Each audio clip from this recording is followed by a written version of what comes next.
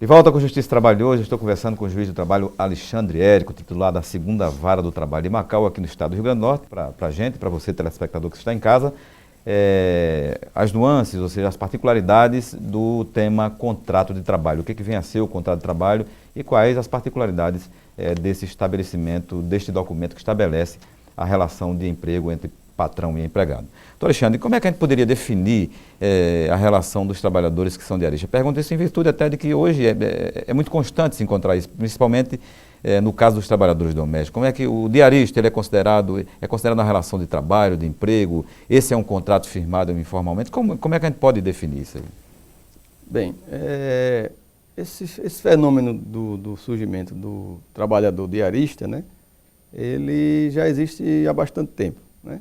E é muito usado, né, é o comum e usual na relação do trabalho doméstico, né? Pois não. Quando a dona de casa, né, ela precisa de uma pessoa para fazer uma faxina, por exemplo, né?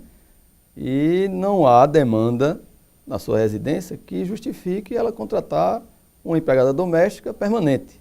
Então, ela lança mão, né, dessa mão de obra, que é uma mão de obra precária, né, e estritamente temporária e específica para aquela determinada atividade ou dia da semana. Então, o trabalhador diarista é aquele que presta serviço por um determinado dia, mediante a paga, né, de um valor previamente ajustado entre ele e o seu contratante, né, e nessa relação não existem outros elementos que caracterizem o contrato de trabalho típico, subordinado, conforme prevê o artigo 3º da CLT. Então, o que é mais determinante aí é que essa contratação do trabalhador diarista, ela tem o fim em si mesma. Ela não gera um vínculo, né, de subordinação e é um trabalho que não se enquadra na necessária previsão de haver a não eventualidade daquela prestação. Então, o trabalhador temporário, ele presta serviço não subordinado e não eventual. Muito bem. Aliás, e eventual, digo. E as normas que regulamentam também o contrato de trabalho temporário, que você falou, foram alvo de algumas alterações agora recentemente, né? Quais foram as principais modificações ocorridas? Já o contrato de trabalho, o contrato de trabalho temporário já é uma outra nuance do contrato de trabalho a termo, né? Esse contrato de trabalho temporário, ele foi criado através da Lei 6.019 e o objetivo dele é municiar as empresas, né, de algumas necessidades transitórias, como, por exemplo, a empresa que, de repente, se vê com uma demanda superior à que ela normalmente atende. De repente, uma determinada empresa, uma indústria, recebe um pedido 3 vezes superior ao que normalmente ela produz. Então, ela sabe que para atender aquela demanda, ela vai precisar de um acréscimo de pessoal e que aquele acréscimo vai ser desnecessário tão logo aquela demanda seja suprida. Então, ele tem uma previsão de determinado tempo para que aquela mão de obra excedente, necessária, seja contratada e tão logo termine aquela demanda, ele não tem mais necessidade dela. Então, né, ou ainda, substituição do seu pessoal regular, como no caso, por exemplo, de uma empregada gestante, que após o nascimento do filho, ela precisa se afastar para a licença, mas o seu patrão precisa de alguém para substituí-lo durante aquele prazo.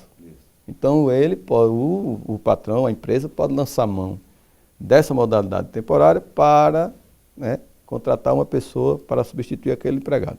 Nesses casos, existe um contato de empresa para empresa. A empresa que precisa do trabalho temporário e a empresa que fornece o trabalho temporário. Certo?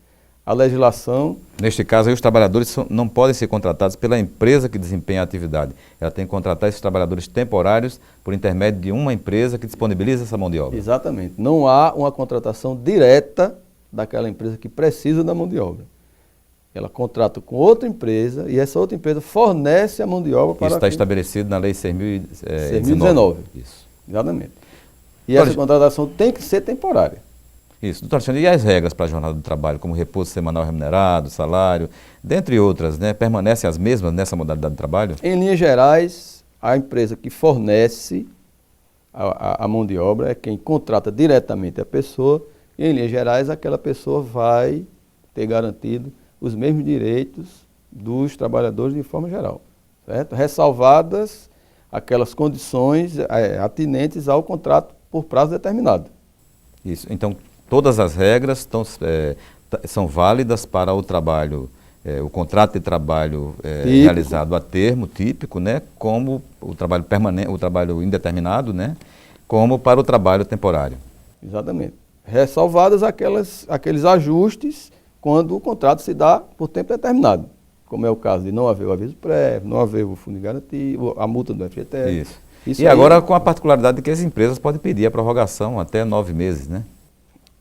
A lei 6.019, ela, desde a sua edição, prevê que essa contratação, esse fornecimento de mão de obra temporária, ela não poderia exceder a 3 meses. Mas na própria lei existe uma ressalva, que esse prazo poderia ser estendido mediante um ato do Ministério do Trabalho. E anteriormente, o Ministério do Trabalho havia expedido portaria no sentido de que poderia ser prorrogado por mais 3 meses, né? Então, totalizando 6. E agora, recentemente, houve uma nova modificação do Ministério do Trabalho, visando adequar, né, as novas realidades, né, do mercado de trabalho, e estendeu esse prazo para 6 meses.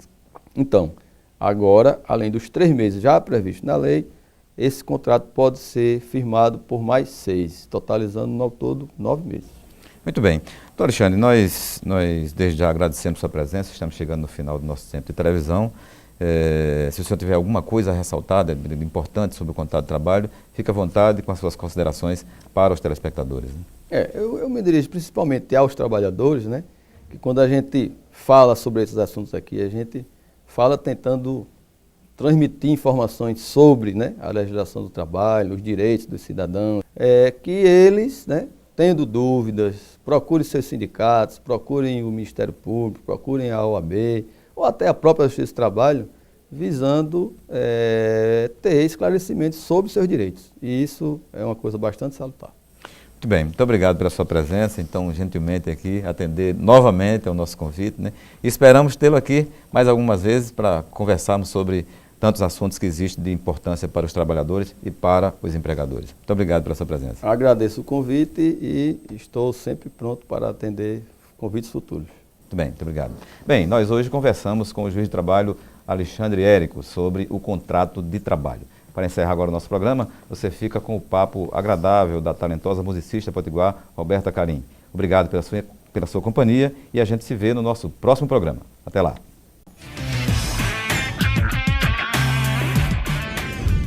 Bem, a música, ela entrou na minha vida por acaso.